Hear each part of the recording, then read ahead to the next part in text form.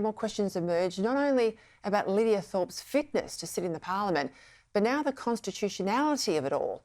On Monday, she screamed like a banshee at the King and Queen, suggesting that she owed no allegiance to them because her oath wasn't a valid one. And I swore allegiance to the Queen's hairs. If you listen close enough, it wasn't her heirs, it was her hairs that I was giving my allegiance to. And now that, they're no longer here, I don't know where that stands. And I played that grab a little bit earlier when she was actually sworn in, and she's right, she did say hairs. So what's the end result to these revelations from Thorpe? What happens next?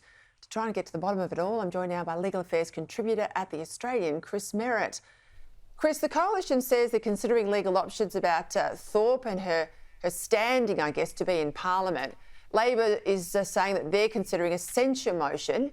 You've written about this in The Australian today. So where do things stand for Lidia Thorpe? It's a mess. It's an absolute mess. And I think at the very least, we need an investigation into the facts. We need to know exactly what happened. Did she subscribe to the oath, undertake the oath as set down in the Constitution? Or did she do it under duress? What did she in fact say? And does the written form that she completed, does that suffice? Is that sufficient? Or was that under duress? That's one point. The extra point is this. Has she disavowed that oath after her outburst before the King, where she said he is not her king? Does that amount to disavowing her oath? These are not insignificant issues. The Constitution is very clear about the requirements that must be fulfilled before senators can take their seats. And if those requirements are not fulfilled, a senator cannot validly take a seat in the Senate. So I think the starting point, there needs to be a factual inquiry to find out exactly what happened. The officers of the Senate might be the starting point, but I would not be at all surprised if this finishes up before the High Court. It needs to be clarified. We can't have... Go on. I was just saying, forget all this rubbish that she misspoke. I mean, she was clearly proud of dodging the official words in her oath of affirmation. She doesn't swear allegiance to God. She clearly doesn't now swear allegiance to the Crown, but she was proud of dodging those official words. Then she sort of realised she got herself into hot water and she started to backtrack it on all of that. But listen to her excuse today about not understanding English. Now, forgive me for not being, my English grammar isn't as good as others, and I spoke what I read, so I misspoke. Now, out of the frying pan into the fire, if she says her English is bad, she sits in the Parliament, she signs off on legislation, she votes on legislation that impacts all of us. She has to read numbers in budgets. She signs all of that off. I mean, I think this is a joke. Look, it's also inconsistent. Remember, she did tell the ABC, she appeared to be boasting that she'd effectively sidestepped the constitutional requirement to pledge allegiance to the head of state. That's right. Now, that's a major statement that can't be taken back. It's all very well to say that her grammar or her English is not the best. Well, I think this needs to be resolved. It can't be let lie. I think a censure motion is insufficient. I think we need the facts. We need a legal overlay on top of that, legal advice based on facts that have been assembled by the officers of the Senate in the first instance, I would imagine, would be a good place to start. But we've seen relatively obscure provisions of the Senate in the past. Section 44, for example, which prevents foreign citizens from taking seats in the Parliament. That cost a number of people their seats.